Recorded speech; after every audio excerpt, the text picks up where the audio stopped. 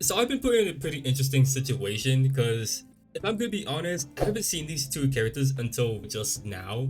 It was pretty weird because I'm usually spoiled by like at least the new characters at least and like some other few stuff. But like the biggest thing are the characters, right? And I somehow didn't see anyone talk about them.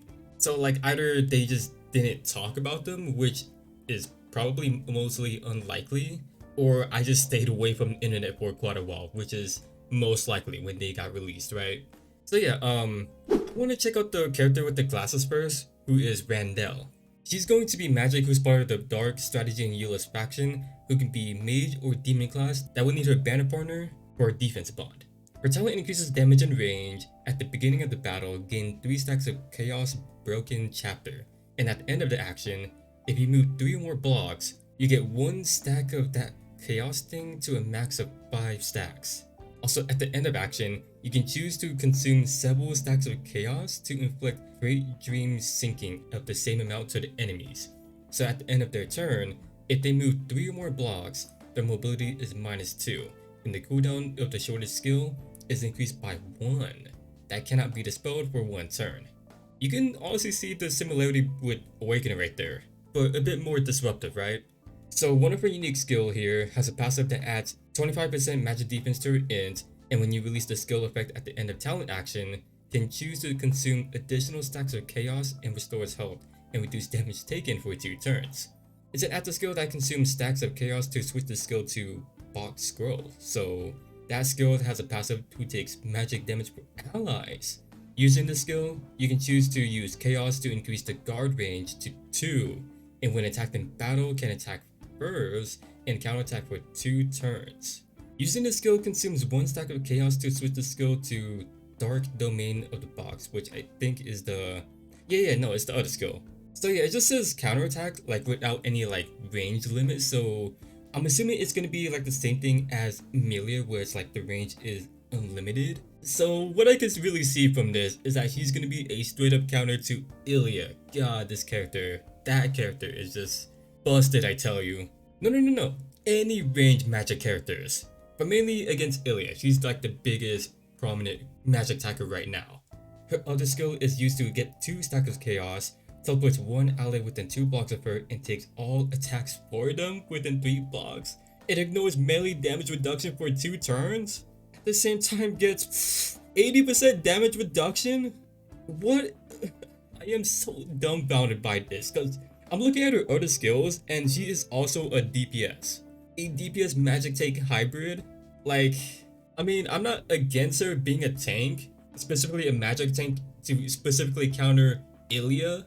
It just feels kind of weird to look at, but not in a bad way. Even though that 80% damage reduction sounds a bit OP, she's literally going to survive anything. Her 3C has a passive where if she accumulates 2 stacks of chaos, buffs aren't reduced and act against 2 blocks. That has a 2-turn cooldown.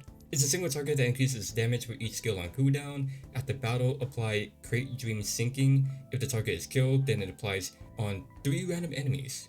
So far, Randell looks pretty great to counter a lot of the characters.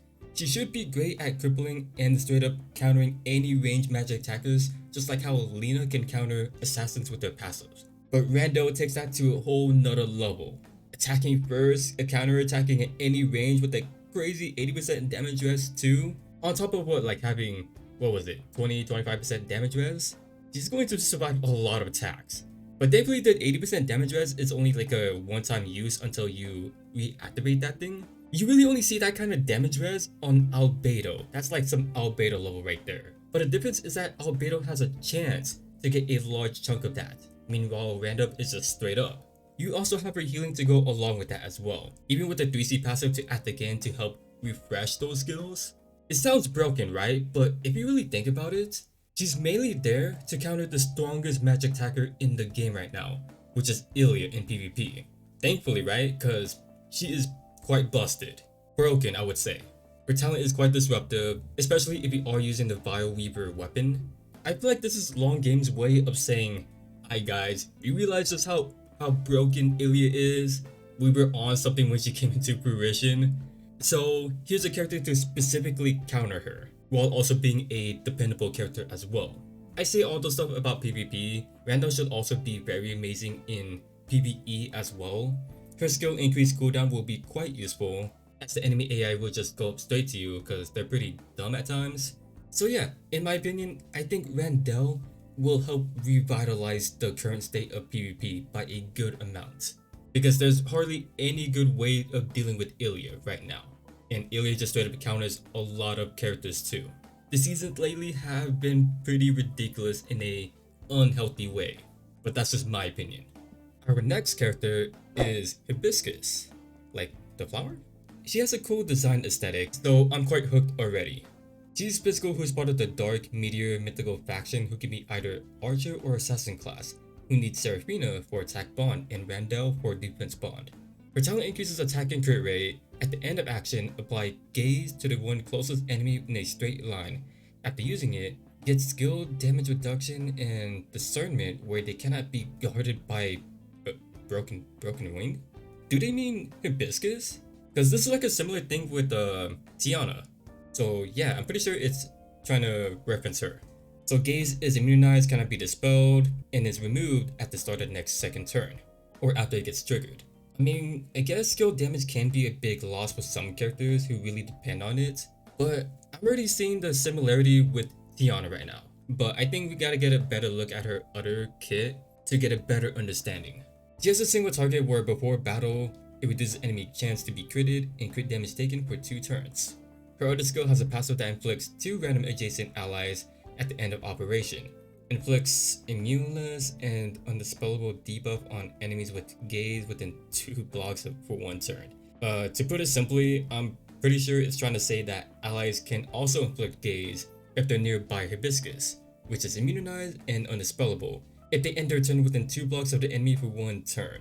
It's a straight line AoE skill to apply Gaze, and after battle, gets to move 3 blocks. If on the defensive terrain or in water, the skill has +2 range. Are they trying to make a more aggressive version of Tiana?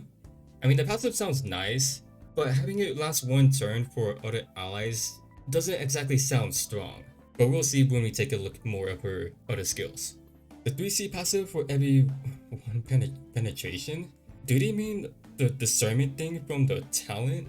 My bad guys if this is all confusing. The translation can be a bit rough, but this is the information that I use when I first see these characters' info. So you guys are gonna have to bear with it, if this is also your first look with me as well. Anyways though, for every stack, her movement is +2 and range as well. It's a single target skill that attacks in a straight line. If the enemy is killed, the cooldown is reduced by 2 and ranged soldiers can attack with you. After attacking, she can move again with the remaining mobility left. If the enemy has Gaze or whatever that is, it does more damage. If the enemy has penetration, which might just be discernment from the talent, the enemy cannot revive. Alright, so a new age assassin with range that can finally compete with more mages. I don't know why we don't have more assassins like that. Although they do kind of limit her with her 3C being a straight line. I think that really kind of hurts her. It's funny how all that works when she will be kind of slow to start. You know, because Hibiscus is a setup character, and what doesn't really help with that is that her debuffs that she applies don't last too long, which is really bad for someone who wants to be really aggressive and makes full use of her own debuffs. 2 turns is kind of short, but if her mobility kind of stacks with all of that, then I could kind of see it if it's like the same situation with like Julian, but seeing it for the first time, I'm not sure. The nice part is that other allies can help her if she ends her turn nearby them, but those allies have to be aggressive as well. And that thing only lasts for 1 turn, which isn't a lot, so it can easily be avoided. Thankfully, it ignores immunity, but still, they don't last long. If the opponent is smart, they can play around it, and also at the again as well. And the whole issue thing about assassins right now is that they're mostly just trade units. So while Hibiscus does sound like a pretty cool character, that's just how they work in PvP. In PvE, she's not going to be all that crazy good, unless you need an archer, but at that point, I would really recommend Nemia, the best archer in the game right now. So the constant need for her to apply these markers sounds like it's going to be really difficult to play her.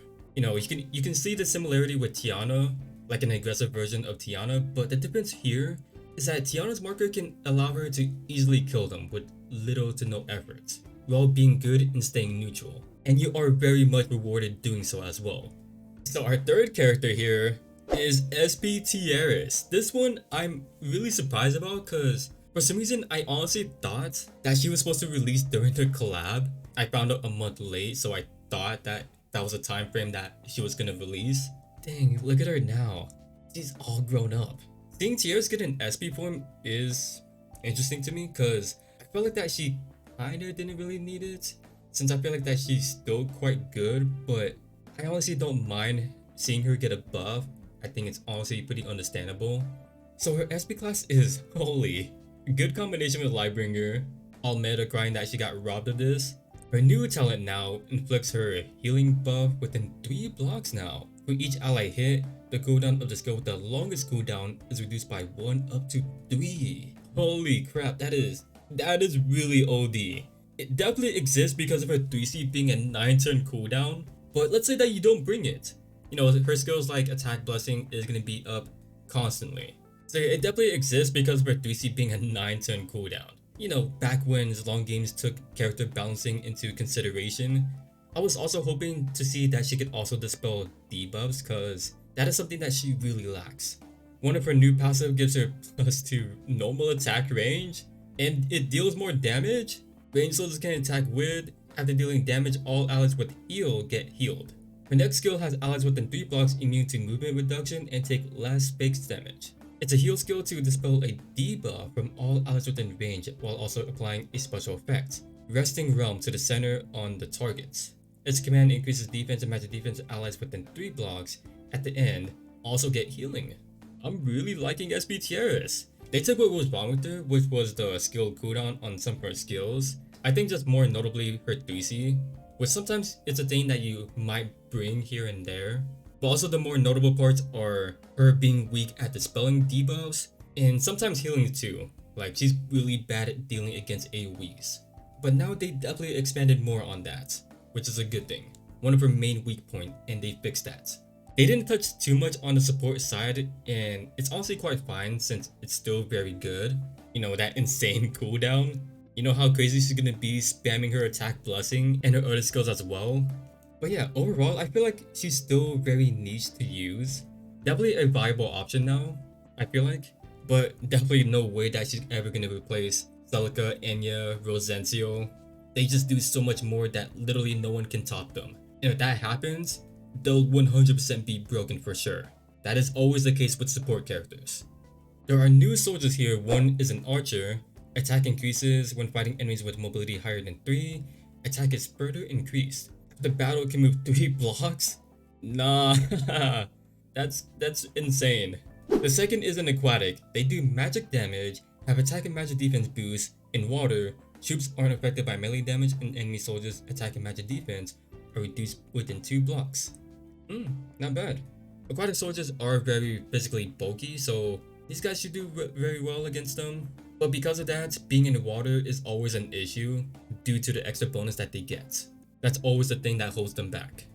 It doesn't end here because there are 3 new SP soldiers. About time that we could finally take a look at these. First up are the wizards. So the changes here is that they now do more damage and take less range damage. Better than the sorceress now, and probably the fairies too most likely. Because I think the only thing that they have is reflect damage reduction. So not bad, I like it a lot. Second is the Holy Knight.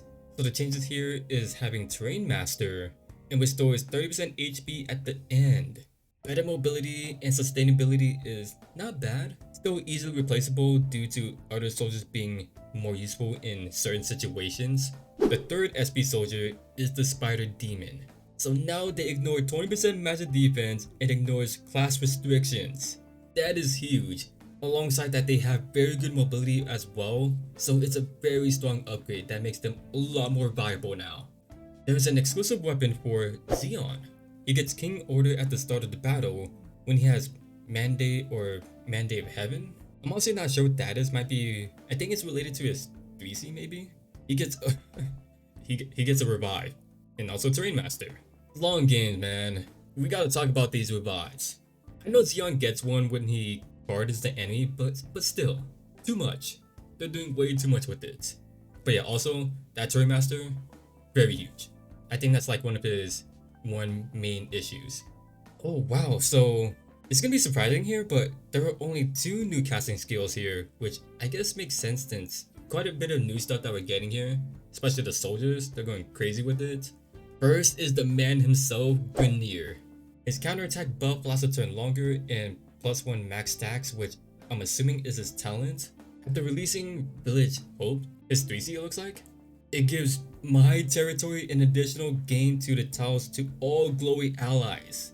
It should be that terrain that gives him a 30% defense increase. And you mean to tell me that all glowy allies are gonna get these for 4 turns? That is insane. But I mean, hey, it is Grenier though. I'm glad his buff is gonna be very good. Second is Tiaris. What the heck is this? I mean, yeah, I get it since her support is good and all, and her SP form being introduced, she vastly improved because of it. So I kinda don't mind this one due to that. Like, I don't know what else I'm supposed to think of it. With some of the interesting banners that they got, a raid up with this blue hair dude, only for Assault of Bond, trust, you guys don't need to use them. A Destiny banner with 8 on Camel for Awakener's Bond, she's a very good character herself. A raid up with Xeon if you're using Tiana, a Destiny with Andrew.